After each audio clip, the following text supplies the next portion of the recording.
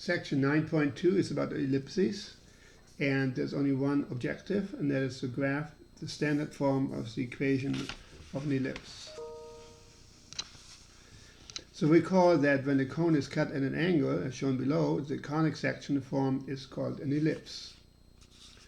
And remember, it looked like this when we have two cones basically on top of each other.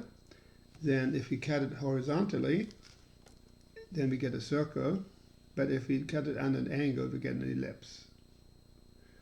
So that's an ellipse in a plane, and here's how it can be constructed. You can draw an ellipse by securing two tacks in a piece of cardboard, tying a string around them, and placing a pencil as shown, and drawing with the string kept taut.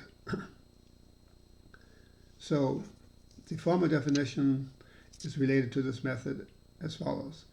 An ellipse is defined as a set of all points in a plane such that the sum of the distances from two fixed points f sub 1 and f sub 2, called the foci, or singular would be a focus, is constant. In the preceding drawing, the tacks are at the foci, and the ellipses have equations as follows. So here's the standard form of an equation of an ellipse. An ellipse with its center at the origin has equation x squared divided by a squared plus y squared divided by b squared equals 1, where a and b are greater than 0 and a is not equal to b. So that's the standard form. Then for this kind of ellipse, we have the x-intercepts are minus a and 0 and a and 0. And the y-intercepts are 0 and minus b and 0 and b. Now if a is greater than b, then minus a and 0 are the vertices. If a is less than b, then 0, minus b and 0, b are the vertices. So it's going to look like this.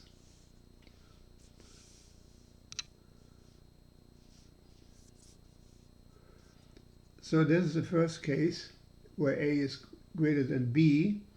So the vertices are at minus a, 0 and a, 0. And when a is less than b, then the vertices are at minus 0, minus b and 0, b. So it's always on the long axis. That's where the vertices are.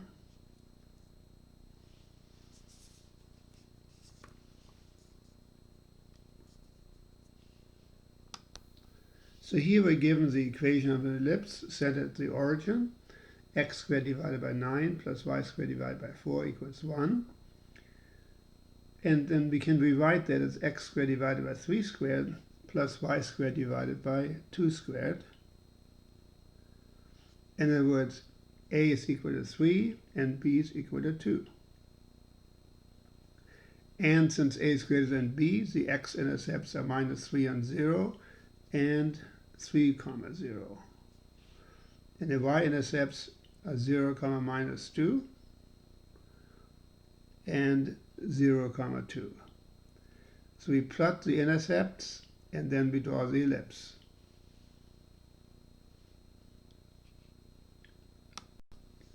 So here are the intercepts. Here is minus 3, 0. That's one vertex. The other vertex is at 3, 0. And the y-intercept here is 0, minus 2. And the other y-intercept is at 0, 2. And here's the graph of the ellipse. And that's the graph of x squared divided by 9 plus y squared divided by 4 equals 1.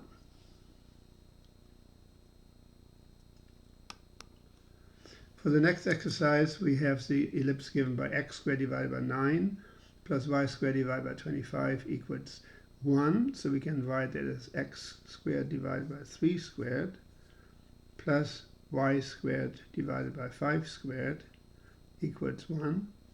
So that tells us that a is equal to 3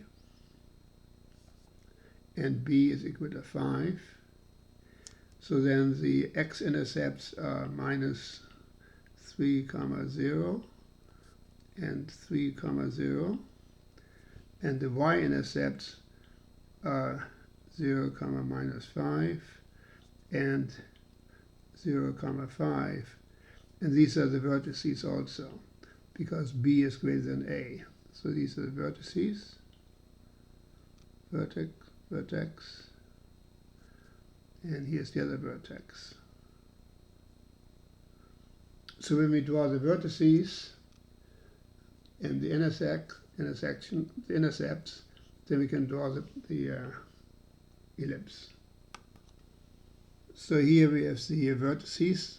One is at 0, 5 and 0, -5. And here the x-intercepts, 3, 0 and -3, 0. So the x-intercepts are these. And these are the vertices.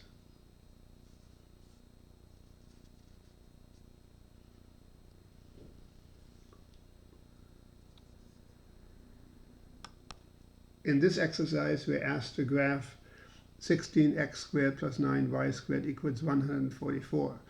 Now notice that the standard form of an equation centered at the origin is x squared divided by a squared plus y squared divided by b squared equals 1. So we solve that problem by dividing both sides of the equation by the right-hand side by 144. So then this becomes 1 divided by 144 times the expression in parentheses, plus 1 divided by 144 times 144. So 16 divided by 144 is 9, and 9 divided by 144 is 16, and 144 divided by 144 is 1. So now we have the equation in standard form. So that tells us that we have x squared divided by 3 squared, and y squared divided by 4 squared equals 1.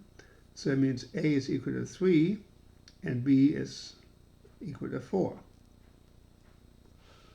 So then the x-intercepts are -3 and 0 and 3 and 0, 3, 0. And the y-intercepts are 0, -4 and 0 and 4. So we draw the x-intercepts and the y-intercepts. In this case, these are the vertices, and that'll give us the graph of the ellipse.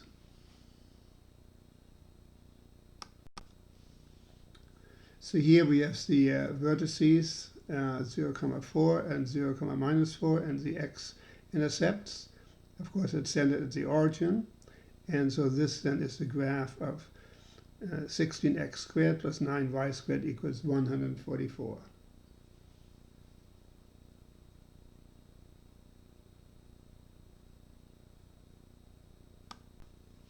Next, we discuss the standard form of an ellipse and the standard form of a horizontal ellipse or vertical ellipse centered at h, k is x minus h quantity squared divided by a squared plus y minus k quantity squared divided by b squared equals 1. So then the vertices are h plus a, k and h minus a, k if the ellipse is horizontal. Otherwise, if it's vertical, the vertices are h, k plus b and h, k minus b. That's if it's a vertical ellipse. So here's what the vertices look like for a horizontal ellipse.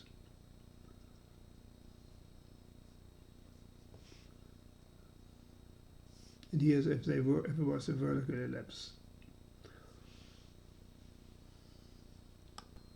Next, we have to graph the ellipse x plus 2 quantity squared divided by 16 plus y minus 3 quantity squared divided by 9 equals 1. So we notice that that h is equal to -2 and k is equal to 3. So then the center is at -2, 3. And since this represents a squared, so a squared equals 16 and b squared equals 9. So that means that a is equal to 4. So a is equal to 4 and b is equal to 3. So that allows us to graph the vertices. and the intercepts. Let's see where they come. And that allows us to draw the ellipse. So here we have the graph of x plus 2 squared divided by 16 plus y minus 3 squared divided by 9 equals 1. So here we have the vertices at minus 6, 3 and at 2, 3. And here are the other ones for the y direction.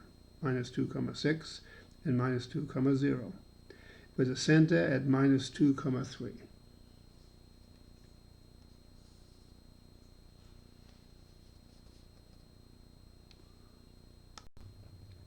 Now there are many applications of ellipses, and on page 7 and 35 in the book there's some quite fascinating ones, including how it's used for medical purposes, for destroying kidney stones, how wildfires spread in forest areas, and maybe also grass fires, perhaps in a similar way.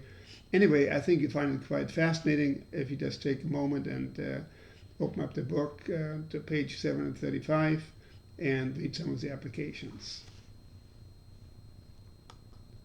And this is the end of section 9.2.